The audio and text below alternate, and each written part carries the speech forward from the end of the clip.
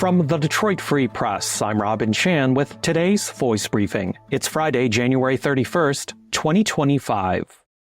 Hi, I'm Arpan Lobo. I cover politics and state government for the Detroit Free Press. The Trump administration's apparent buyout offer for federal employees could apply to tens of thousands of workers in Michigan. On Tuesday, a memo sent out by the Office of Personnel Management to federal workers offered 8 months' salary and benefits to any worker who submitted their resignation by February 6th. The move comes as President Donald Trump attempts to thin the number of federal workers, which is currently over 2 million nationwide. Of those 2 million, over 29,000 are in Michigan, according to a recent report compiled by the Congressional Research Office. The memo, titled, quote, "Fork in the Road," end quote, calls for 4 new pillars of the federal workforce: returning to the office for in-person work, high standards of performance, a downsized workforce through employee reductions and restructuring, and enhanced standards of conduct. It's not clear how many workers will accept the buyout offer, nor how much the buyouts could cost the federal government. Some employment attorneys warned against taking the offer, arguing the legal basis for the mass buyout was not clear, according to a report from NPR. The proposed buyouts were met with sharp criticism from the American Federation of Government Employees, USA Today reported. The organization is the nation's largest federal employee union and represents about 800,000 workers.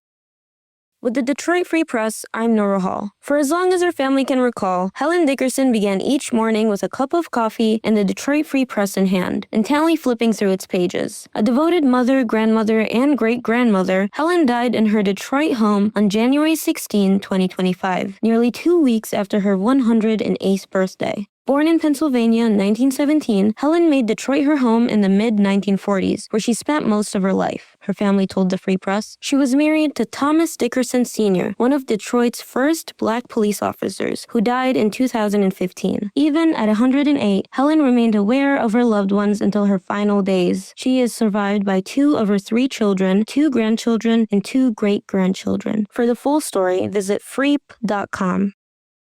From food and restaurant writer Susan Selasky. If you're avoiding alcohol for dry January or for any other reason, a new spot in Detroit specializing in mocktails is making its debut on the city's west side. Mockery Zero Proof is billed as the city's first place where you can imbibe and shop for non-alcoholic alternative drinks. Mockery Zero Proof officially opens its bar, tasting room, and retail space from Chase Cantrell and Jason Hedden through Detroit Strategic Neighborhood Fund. Mockery Zero Proof on West McNichols offers crafted non-alcoholic versions of traditional cocktails and retail offerings of zero-proof beers, wines, and spirits. Inside the space will be a bottle shop lounge and a mocktail lounge. Founded and owned by Carlita Williams, a native Detroiter, the business softly opened last year on Small Business Saturday. Since the soft opening, the Mockery has hosted community and other events, attracting hundreds of customers. Mockery Zero Proof is at 7400 West McNichols in Detroit. For more on this story, you can search on Freep.com for Susan Selasky's article, Mockery Zero Proof in Detroit Crafts Non-Alcoholic Mocktails Based on Traditional Cocktails. Find more from the Detroit Free Press on Freep.com. That's FREEP.com. Thanks for listening, have a great weekend, and you'll hear more from us Monday.